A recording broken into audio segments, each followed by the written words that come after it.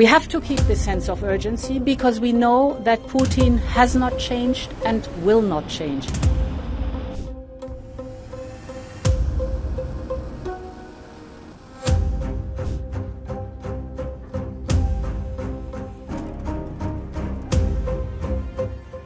Europe braces for escalation as Belarusian President Alexander Lukashenko warns NATO against targeting Russian or Belarusian aircraft, calling threats stupid statements and promising instant retaliation near the Polish border. Therefore, I have not only hope, but even hope and faith in the Polish people. They will not let their ambitions fall apart there. Let them try to shoot down what they have announced, or they will shoot down something Russian over Kaliningrad. But then we will have to fight for all the money, as they say in Russia, for all the money. Lukashenko specifically cited flights over Belovetskaya Pushcha and insisted any attack on Russian or Belarusian helicopters would be met immediately. He emphasized dialogue, cooperation, and mutual economic ties with neighboring Poland.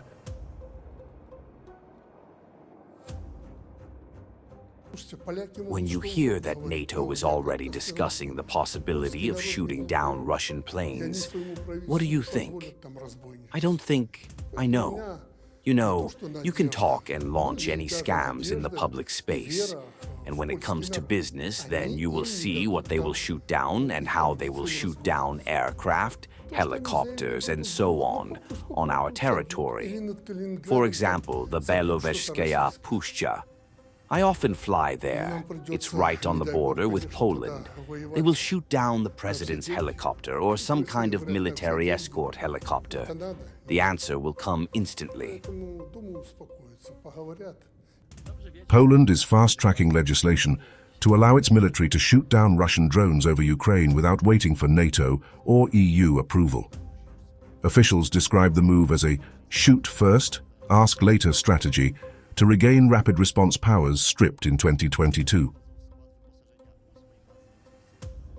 Earlier this month, Polish forces shot down suspected Russian drones, the first direct engagement by a NATO member during the ongoing conflict, signaling Warsaw's readiness to act unilaterally against perceived threats.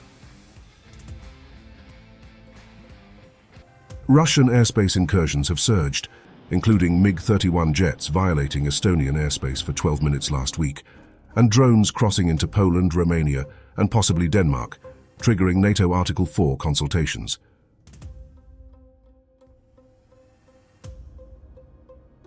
European diplomats warned Moscow that further violations would prompt forceful responses, while Russian officials, including Ambassador Alexei Meshkov and Foreign Minister Sergei Lavrov, described any attacks on Russian aircraft as acts of war. The United States publicly supports NATO's right to defend Allied airspace, with President Donald Trump advocating decisive measures against Russian incursions, intensifying the geopolitical standoff.